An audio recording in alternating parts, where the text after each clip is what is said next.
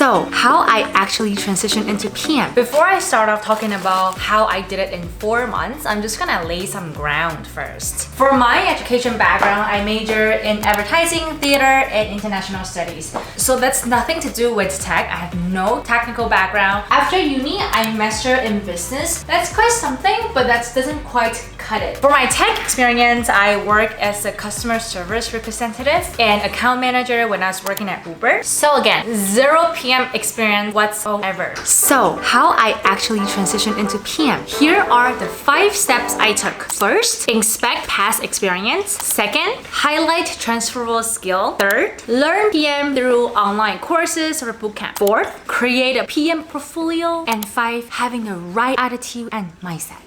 Okay, so you're gonna ask me, what does that really all mean? While we wait for the coffee to be brewed, let's talk about the first 2 things first. First, inspect what you have done in your life already. So I had a sit-down session with myself. I wrote down literally everything that I have done in my career. Doesn't really matter if they are PM related or not PM related. For example, I wrote down when I was a customer support working for Uber. I listened to customer complaints. I interviewed all the customers to understand what their problem actually are when using Uber Eats app. For another example is that when I was an actress, I took the initiative to film a video and work with a media agency to promote that video. So it's just as simple as that. Just write out everything that you have done in your life on a piece of paper. If you are an undergrad student, don't worry. If you are part of any project, any club, part-time, you have any work or school experience, write them down. Those are helpful as well. Second, highlight your transferable skill on your resume. There are a tons of PM keywords that PM do as a job, so you just have to make sure you know them and apply them on your resume. Take my past experience as an example. Instead of writing, oh, I interview customers, I listen to their complaints, in the proper PM framework, when you write it on your resume, would be conduct customer interview and understand customer pain points. Another example that I mentioned earlier, which is when I was an actress, I film video and I work with med agency to promote the video. Instead of writing it like that, you will write collaborate with the go-to-market team to ensure a successful launch of the video. So here I use conduct customer interview, understand the pain points, collaborate with the go-to-market team, and ensure a successful launch. So those are some of the keywords that PM really do on a day-to-day basis. And you're gonna see them a lot when you're applying for a job in their job description. To get the PM keywords, there are a tons of resources out there. You just have to search PM keywords on resume, or you just go to any PM job descriptions and highlight those verb or actionable keywords, and you're gonna see it easily. And what you have to do is apply those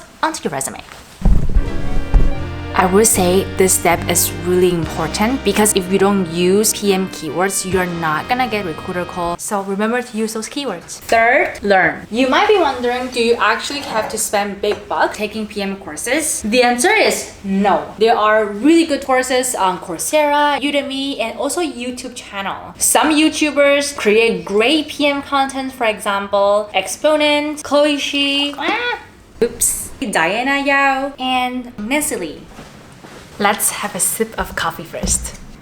Hot. So Exponent has a lot of mock interview recording. You can actually see how great candidates answer a lot of design thinking and design strategy interview questions. So those are really helpful to watch when I was going through big tech companies' PM interviews. Chloe Shi shares a lot of what does PM actually do, salary negotiation. Diana Yao shares a lot of frameworks to answer product design, product strategy kind of framework that you can apply during big tech company interviews. Lastly, Nancy Lee shares a lot of techniques teaching PM how to apply for a PM role when you don't have any PM experience. I will link those below, so check it out. So now you might also be wondering, except all the free resources, is it actually worth it to spend a lot of money on PM bootcamps? Because those cost a lot. I did a PM bootcamp review in here. I talked about the pros and cons for each PM bootcamp, so I will link it here and also in the description below. I personally learned so much from PM bootcamp. I learned how to crack design thinking interview questions. I learned how to revamp my resumes to start getting recruiter calls. I learned how to talk like a PM using all the PM lingo so I can stand out as someone who want to transition into PM but has no experience. Another benefit of signing up with bootcamp is that transition to PM takes a lot of work and determination. So getting to know your classmates who are in the same shoes as you, no experience, I want to transition to PM, it's really beneficial to me because we can practice mock interview together, we can give each other feedback, and also just be the cheerleader for each other when you fail the last interview. If you're watching until now, thank you so much for watching. Please let me know in the comments which sections of the video is most helpful to you, and like and subscribe. 4. Create a PM portfolio, which is the most important part. I got this question a lot. People often ask me, do I really have to create a product portfolio for me to land a job? The answer is yes and no. Some companies will ask you for a product portfolio, some companies won't. So take my personal experience as an example. When I interview for a big tech like Yelp, Dropbox, Amazon, Indeed, they don't really ask me for my product portfolio. They just ask me a bunch of behavioral interview questions and design thinking and design strategy interview questions. So you don't need product portfolio for those. However, for my experience when I was interviewing for my current company, which is still a big tech, but they did ask me for my product portfolio and asked me to present all the job that I have done in the past in the portfolio to show that I actually have transferable PM experience. And I think because I had that portfolio, the hiring manager was able to see what are the projects and transferable skills that I can carry over. So the questions come down to, do you really need to build a product portfolio before you can apply for a job? I would say I will highly recommend you to do it because you might eventually need it. Some companies do ask for it. Second, you will start, act, and think like a PM. I think putting a product portfolio, it's like writing a PRD, product requirement document, and then in the PRD, you're gonna be talking about what is the problem you are solving,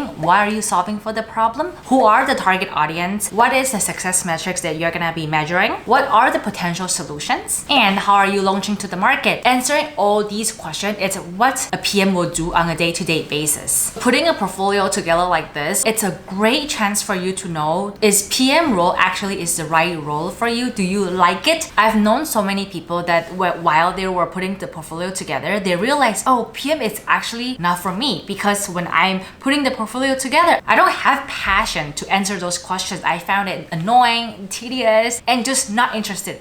And then instead of spending a lot of money into bootcamp or, spending time and resources in job hunting and going through rounds and rounds of interview, then they realize, I don't like this. I'm gonna look for something else. So this is a perfect chance for, saving you time and money. Now it comes down to my last point of the strategy that I apply. So last is attitude and healthy mindset. Many viewers reach out to me on my Instagram asking me that, hey, I'm now 39 years old. I am a nurse. I'm a pharmacist. I'm an entrepreneur. I'm an interior designer. Can I still transition into PM? The answer to that is absolutely yes. As long as you put your mind into it, you can do it. Anything is possible. Becoming a PM takes a lot of hard work because no school teach you how to become a PM, although there are a lot more university teaching people how to be a PM, but back at that time, PM as a major doesn't exist. A lot of PM becoming a PM through some sort of transitioning, or they might be very lucky they got an APM job or PM intern fresh out of school. So where I'm going with this is all your past experience is very valuable and very transferable. You just need to know what are those and highlight those. Many of my classmates through the PM bootcamp successfully land a PM job with zero experience. And where are they now? They are at Uber, they are at Meta, they are at Amazon, Dropbox, Microsoft, and they all had zero experience. So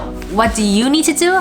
You just have to be determined and apply for the 5 tips that I mentioned above. I know a lot of people give up halfway through the job hunting process. The extra day you stay in the game, the higher chance you're gonna get a PM job. And that's it. Thank you for watching, and if you like this video, please let me know in the comment below what would you like to watch next. Is it more a day in life as a product manager videos or how to create a product portfolio? But for right now, thank you for watching and see you guys later. Bye!